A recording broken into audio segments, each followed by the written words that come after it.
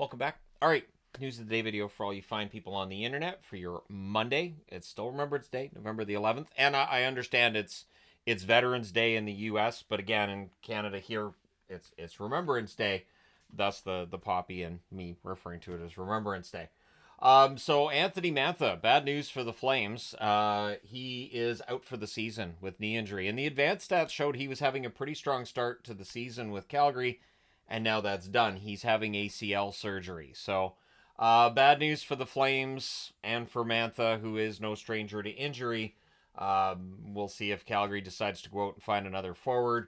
But for the Flames, of course, we do anticipate them doing some sort of rebuilding sort of tactic during this season. So maybe this ends up making that happen a little bit sooner than it otherwise would have. All the best to Mantha in his recovery. It sounds like it's very painful, and it's not a fun process to go through. So all the best to him. The waiver wire busy today. Andreas Athanasiou has been waived by Chicago. I don't see any reason why he wouldn't clear. I don't think anybody necessarily picks him up. Matt Benning has been waived by the Toronto Maple Leafs. It's interesting because, of course, the Leafs traded for him from San Jose in the Liljegren deal. It's going to take a while for me to start saying Liljegren sounds wrong, just on the face of it. I understand that might be the right way to say it, but just doesn't sound right. But Benning being on waivers is a sign that while the team has apparently been looking to find a trading partner to move him, maybe that market just ends up being really soft. Benning's been waived. We'll see if he clears. Maybe he clears waivers and then gets traded after, so that whichever team picks him up would just be able to send him down to the AHL. But all the best to Benning, and the Leafs are trying to do right by him. Kakinen's been put on waivers by Colorado. Probably clears, although goalies, you just never know. So this does mean that we're back to Georgiev and Annunen as the tandem for the Colorado Avalanche, and all the best to Kakinen should he get claimed. He's definitely made his rounds in recent seasons. He can be a good goaltender too, so I wouldn't be surprised if there's a GM out of the other 31 GMs that says, maybe he could help us. So we'll see what happens there. So some interesting news with the National Hockey League. Gary Bettman in Toronto. I mean, there's the Hall of Fame ceremony tonight. We'll talk about that at the end of this. But Gary Bettman talking about the potential to add more overseas games, talking about how successful they are, that they sell out, and that there's an affinity or a connection they want to have with European fans, which translates to they want to sell more merch overseas. That's kind of how I look at it. But I'm a cynic. So anyways, they want to build a connection with European fans, and these arenas sell out. They do generate a lot of buzz. So we'll see what they do in terms of overseas games, and if they do add more.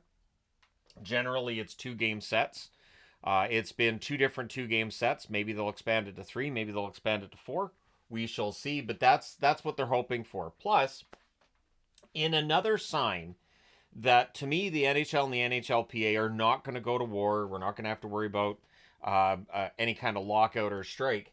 Gary Bettman credits NHLPA head Marty Walsh with the fact that the Four Nations tournament's taking place, and saying that it was kind of sputtering along, and then Walsh takes over, and now we're having this tournament.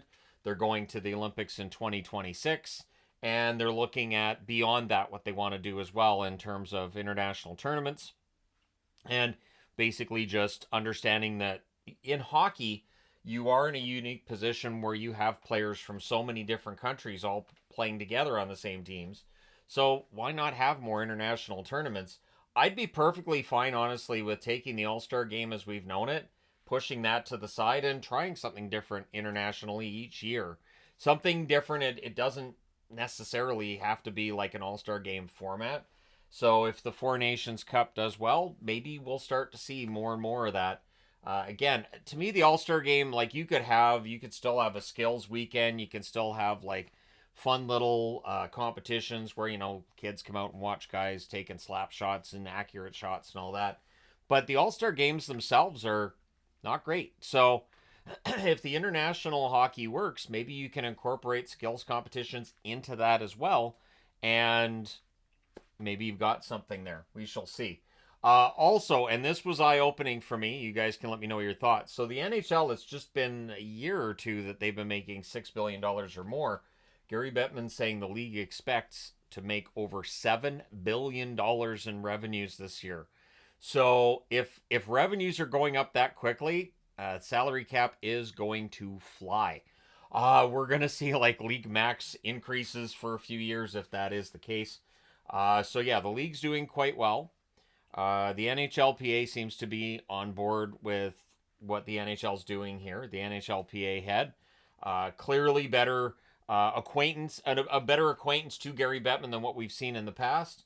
So yeah, it's a pretty bright, rosy picture being painted by the National Hockey League. Of course, they're going to paint it that way, but I don't see any reason to argue with any of it. So we'll see how the rest of this season goes, and if they do end up above $7 billion in revenues. A healthy league like that, it's good for the players. It's good for us as fans as well.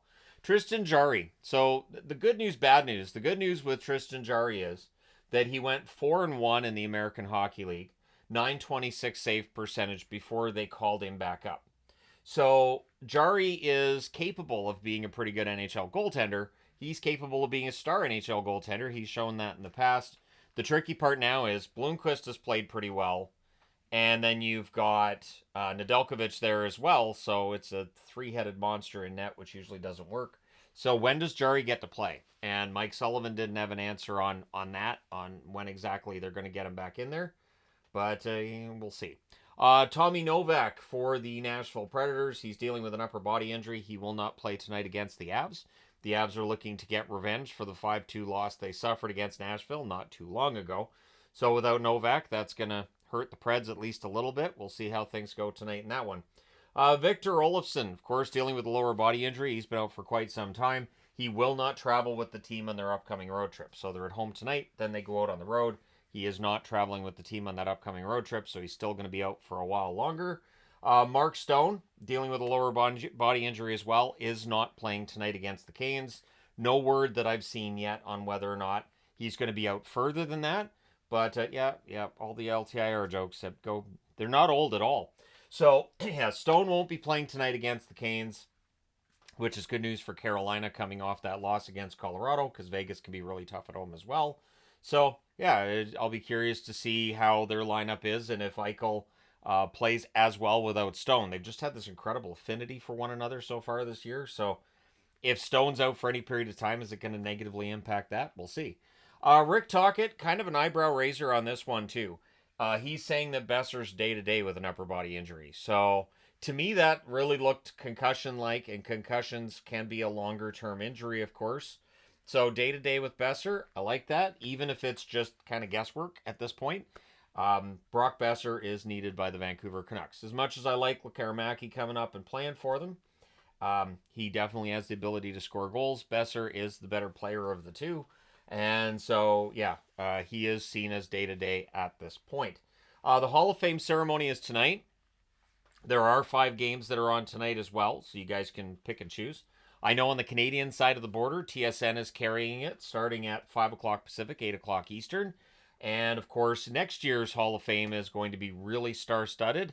We're going to see guys like Chara and Thornton going in next year, so we're in for some interesting years when it comes to the Hall of Fame. And that's the thing. There are a lot of guys who are basically locks for next year's Hall of Fame class, which means that for people who want to see McGillney go in or any others that you're waiting to see go in that have been held out, odds are probably not going to happen next year. So, yeah, but we'll see. Let me know your thoughts in the comment section below, as always.